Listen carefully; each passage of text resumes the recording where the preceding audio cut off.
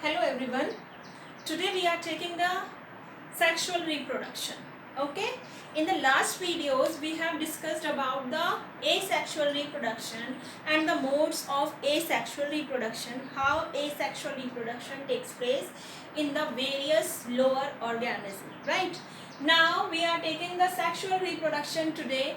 So sexual reproduction in which the two parents are involved for the formation of new progeny, and the organism are male and female. ठीक है, एक mail होता है और एक female होता है. And the formation of gametes are takes place inside the male and female body. Male के अंदर मेल गैमेट बनेगा, फीमेल के अंदर फीमेल गैमेट बनेगा. And the gamete formation takes place by means of meiosis.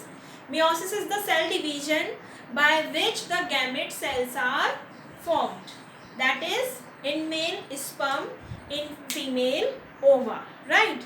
Whenever we are discussing about the sexual reproduction, so sexual reproduction is much more beneficial over the asexual mode of reproduction. Why? Because so many variations takes place inside the sexual reproduction, and in asexual reproduction negligible variations takes place. Okay, because in the sexual reproduction male and female body are separated and two types of genetic makeup or the DNA are combined to form the new progeny, so that so many variation or divergence or diversity takes place for the formation of new progeny or the new generation. Okay, so if we are talking about the sexual reproduction, first of all we will take the sexual reproduction in the plants. Okay, children, you see the plants, you see the leaves, stems, flowers, fruits of the plant. So can you guess what is the part of the plant in which the reproduction takes place? Whether they are leaves, whether they are shoot, they are roots, flowers or fruits. You all know leaves are the food factories. The photosynthesis takes place inside the leaves or on the surface of leaves. But the formation of fruit or the fertilization takes place in the flower itself. Fertilization किस में होता है? Flower में.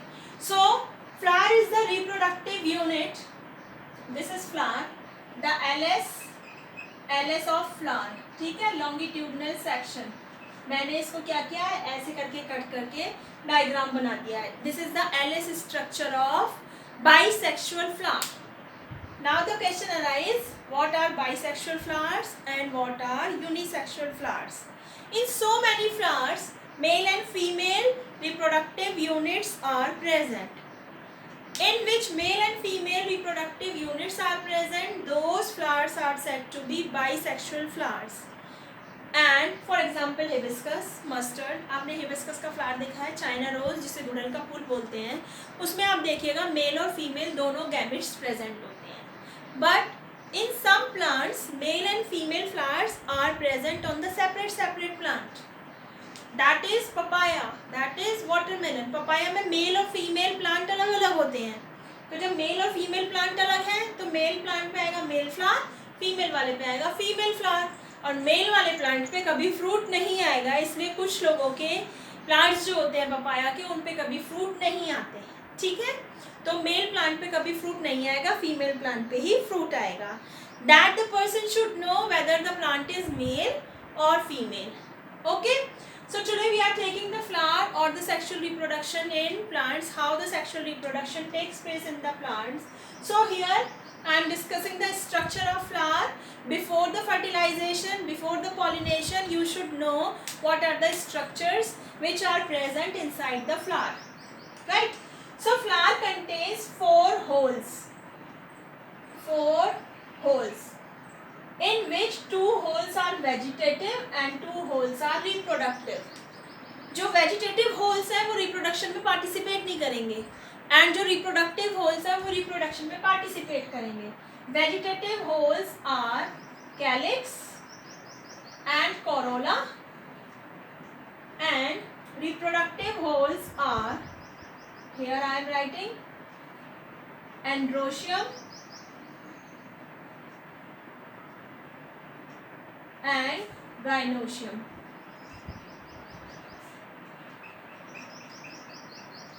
Clear? So vegetative holes which doesn't takes place inside in the process of fertilization, calyx and corolla. Reproductive holes which takes part in the fertilization, androecium and gynoecium. Clear to all? So we are discussing here the 4 holes. इसको rub कर देते हैं जिससे कि हम easily इसकी labelling कर पाए. ठीक है. I think this is visible to all. मैंने आपको दिखाई दे रहा है कि डिफरेंट कलर्स यूज करें. इसको हम वीडियो में उतना क्लियर आता नहीं है बेटा कलर का क्लैरिफिकेशन. ठीक है. तो आप देखिएगा कि 4 होल्स हैं. We are starting from the below side of the flower. The stalk और the filament which attaches to the branch is known as pedicel. Flower का वो पार्ट जो ब्रांच से अटैच करता है फ्लावर को, that is pedicel. And the swollen part which hangs the whole floral appendages. सारे floral appendages किसमें जाके मर्ज हो रहे हैं? इस swollen part में. That swollen part is known as thalamus or receptacle. Receptacle. Clear? Then 2 vegetative holes, calyx and corolla. You can see these green leaves. These green leaves are said to be sepals. आपने flower में भी देखी होंगी sepals. And the like this whole of green leaves is said to be calyx, or this group of sepals is known as calyx. Clear? So what is the function of calyx? To protect the flower in the bud condition. जब bud में होता है ऊपर green leaves से surrounded रहता है ना, तो वो bud condition में flower की protection करेगा. ठीक है. Now come to the colored part, that is petals. These colored parts are said to be petals, and the whole of petal is said to be corolla. This corolla and calyx doesn't take parts in the process of fertilization or reproduction. These are the vegetative holes. Now come to the reproductive holes. आपको ये पूरा structure दिखाई दे रहा है blue colour का. यहाँ से मैं यहाँ पर इसको दोबारा से ड्रॉ करती हूँ. ऐसा स्ट्रक्चर आपको दिखाई दे रहा होगा बेटा. The filament which attaches to the swollen base and this diathecous anther. बिल्कुल ऐसे होते हैं, एक थीका ये, एक ऐसा. ठीक है. तो इसको हम क्या बोलते हैं? stamen, और it is also known as androecium. इसको हम क्या बोलते हैं? androecium भी बोलते हैं. Clear? So stamen contains 2 parts. एक आपको ये पार्ट दिखाई दे रहा है, diathecous anther बोलते हैं इसको. यहाँ पे भी हम लेबल कर देते हैं सेपरेटली जो हमने बनाया है. और ये आपको एक फिलामेंट दिख रहा होगा which hangs the anther or which connect the anther to the base part of the ovary. ठीक है. तो ये क्या है? आपको ये स्टॉक जो दिखाई दे रहा है that is filament. Clear? So this is about the androecium or stamen or male reproductive part of the flower. ठीक है. Next we come to the female reproductive part, that is like this. मैंने आपको यहाँ पे एक बार और draw करके दिखा दिया, और यहाँ फ्लावर के अंदर भी मैं आपको दिखाना चाहूँगी. ये पूरा जो पार्ट है ये क्या है? हमारा female reproductive part. It is known as pistil.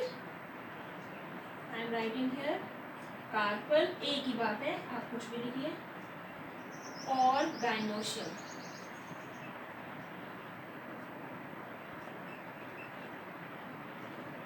ठीक है. तो pistil is divided into 3 parts. The platform is said to be stigma. ठीक है, ये वाला. Then ये आपको फिलामेंट दिखाई दे रहा है एक और, ये हमारी स्टाइल, और ये जो पूरा swollen पार्ट दिखाई दे रहा है that is ovary. And ovaries contain the ovules. So many ovules. ठीक है. After fertilization, the ovules converted into the seed and ovary converted into the fruit. ठीक है, ये सिर्फ हम पार्ट्स की बात कर रहे हैं. 4 holes, vegetative holes, calyx and कॉरोला, and reproductive holes are pistil and stamen. Pistil and stamen take part in the process of fertilization, right? So this is the structure of bisexual flower. और जो unisexual flower होंगे उसमें या तो male reproductive part होगा या फिर female. यहाँ पे हम दोनों बता देते हैं एक ही फ्लावर के अंदर, बाइसेक्सुअल फ्लावर के अंदर. अब हमने पार्ट्स पढ़ लिए, रिप्रोडक्टिव यूनिट पढ़ ली.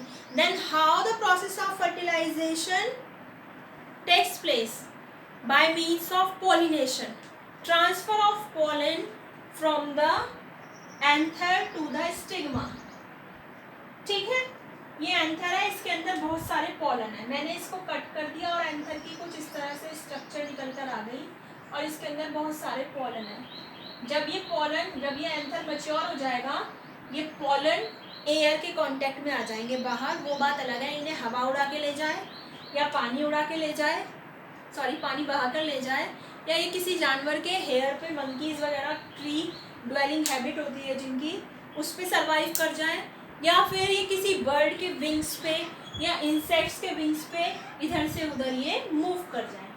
सो what is pollination? The transfer of pollen grains from anther to the stigma is known as pollination, right? So pollination is of 2 types. इसको रब कर देते हैं क्योंकि इसकी अब हमें ज़रूरत नहीं है, यहीं पे बता देंगे, बहुत छोटा सा टॉपिक है. Then the fertilization will left here, self pollination and cross pollination. Self pollination, ये बाइसेक्सुअल फ्लावर है, इसका एंथर इसी से इसके स्टिग्मा पे चला गया फर्टिलाइजेशन के लिए. ये क्या है? Self pollination. या उसी प्लांट के किसी और फ्लावर से उसी प्लांट के दूसरे फ्लावर पे चला गया, ये क्या है? Self pollination. The transfer of pollen grains from the anther to the stigma of the same flower, और the transfer of pollen grains from the anther of the one flower to the stigma of the another flower of the same plant. एक ही plant पर male और female flower है, या एक ही plant पर दोनों बाइसेक्सुअल फ्लावर लगे हुए हैं, और दूसरे का स्टिग्मा हो सकता, एंथर से जो पॉलन है हो सकता है इसी स्टिग्मा पे गिर जाए, हो सकता है किसी और फ्लावर पे चला जाए. So that is self pollination. उस प्लांट से किसी दूसरे प्लांट पर नहीं जा रहा है. बट कई बार होता है मेल और फीमेल प्लांट अलग है, या क्रॉस पॉलिनेशन हो जाए, हवा इतनी तेज चली कि ये पॉलन इस पे ना गिर के किसी और प्लांट के फ्लावर पे चले गए, या मेल और फीमेल प्लांट जब अलग अलग हैं.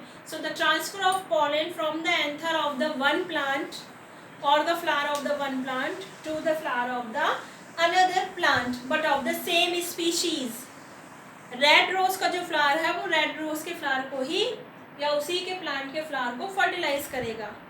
एप्पल की जिस वैरायटी का जो फ्लावर पॉलन है वो उसी वैरायटी के जाकर स्टिग्मा पे जाकर उसी को फर्टिलाइज करेगा. ठीक है, ये नहीं है कि मैंगो का किसी और वैरायटी का जो पॉलन है वो किसी और वैरायटी को फर्टिलाइज कर देगा. नो.